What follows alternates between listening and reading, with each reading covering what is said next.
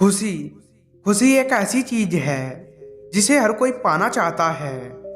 इसे हर कोई अपने पास रखना चाहता है। हम सब लोग भी यही चाहते हैं कि खुशियाँ हमारे जीवन में भरी रहे, जिससे हम एक अच्छा और खुशहाल जीवन जी पाए। खुशी एक ऐसी चीज है जो पैसों से कभी खरीदी नहीं जा सकती। जिसके पास पैसा है, खूब धन दौलत है और सब कुछ है, वो भी अपने जीवन में दुखी है। खुशी हमारे पास ही है, हमें केवल उसको पहचानना है। अगर आप अपने जीवन को बेहतर तरीके से जीना चाहते हैं तो महात्मा बुद्ध के इन विचारों को अपने जीवन में जरूर उतारें। आज की इस वीडियो में मैं आपको कुछ ऐसी बातें बताऊंगा जो आपको हमेशा खुश रखेंगी। पहली, वर्तमान ही खुशी का रास्ता है। महात्मा बुद्ध ने 6 साल तक घोर तपस्या की, केवल यह जानने के लिए कि असली सुख क्या है। महात्मा बुद्ध की तपस्या का निचोड़ का कटु सत्य है कि मनुष्य की इच्छा ही सबसे बड़ा दुख का कारण है। मनुष्य अपने भविष्य और भूतकाल की घटनाओं की कल्पना में ही जीता है, जबकि उसको वर्तमान की उपलब्धि की खुशी मनानी चाहिए। दूसरा, मनुष्य का सबसे बड़ा शत्रु क्रोध है। क्रोध को लेकर महात्मा बुद्ध का एक महत्वपूर्ण कोट है। मनुष्य कभी अपने क्रोध के कारण से दंडित नहीं होता, बल्कि वह अपने क्रोध से ही दंडित हो जाता है। हम किसी पर क्रोध करके किसी और का नहीं, बल्कि खुद का ही नुकसान कर रहे हैं। इसलिए मनुष्य का सबसे बड़ा शत्रु क्रोध है। तीसरा, संदेह और शक की आदत सबसे भयानक होती है। हमारा दिमाग और चित्त सबसे शांत उस अवस्था में होता है जब दिमाग के अंदर विचारों का घेरा बहुत कम हो।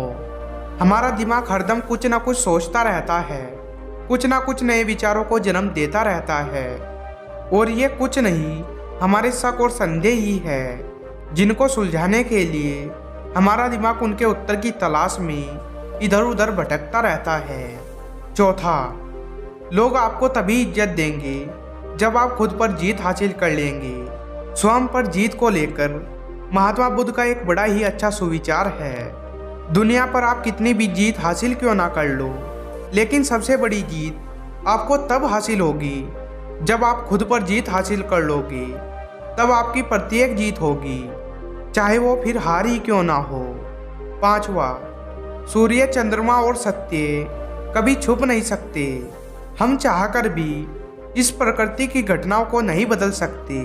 जिस प्रकार सूर्य और चंद्रमा अपने समय पर चमकते हैं, ठीक उसी प्रकार सत्य भी अपने समय आने पर अपना पर्दा उजागर करता है।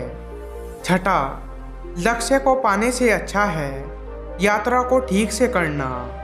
हम सभी अपने लक्ष्य के पीछे भागते हैं, हमको हमारा लक्ष्य मालूम है।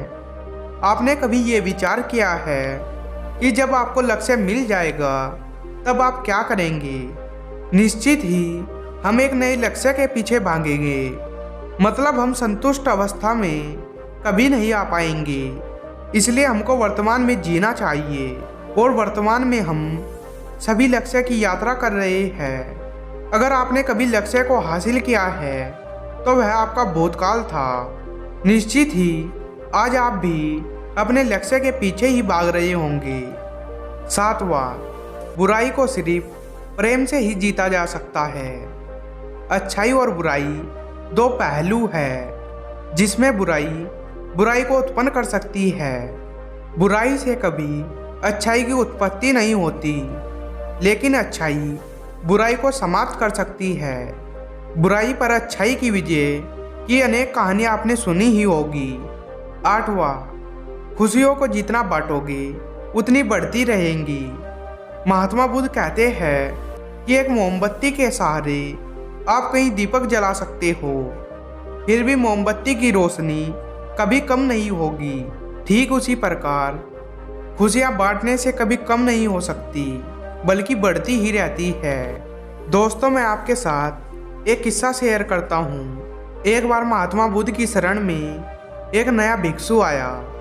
जब कभी कोई महात्मा बुद्ध की शरण में आता तो उसको महात्मा बुद्ध के उपदेश सुनने पड़ते थे। उपदेश सुनने के साथ साथ उन पर अमल भी करना पड़ता था, तब जाकर कोई सच्चा भिक्षु बनता था। एक नया भिक्षु आया। पिछले 1 महीने से वह भिक्षु बुद्ध को सुन रहा था।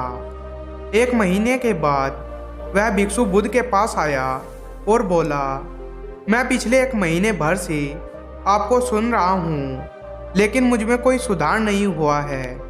कृपया करके मुझे बताइए कि मुझ में क्या कमी है या कोई कारण है जो मेरा कल्याण नहीं होने दे रहा है।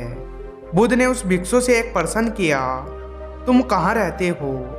भिक्षु ने जवाब दिया, मैं श्रावस्ती गांव में रहता हूँ। महात्मा बुद्ध उससे फिर पूछते हैं, अच्छा तुम वहाँ कैसे जाते हो और यहाँ कैसे आते हो?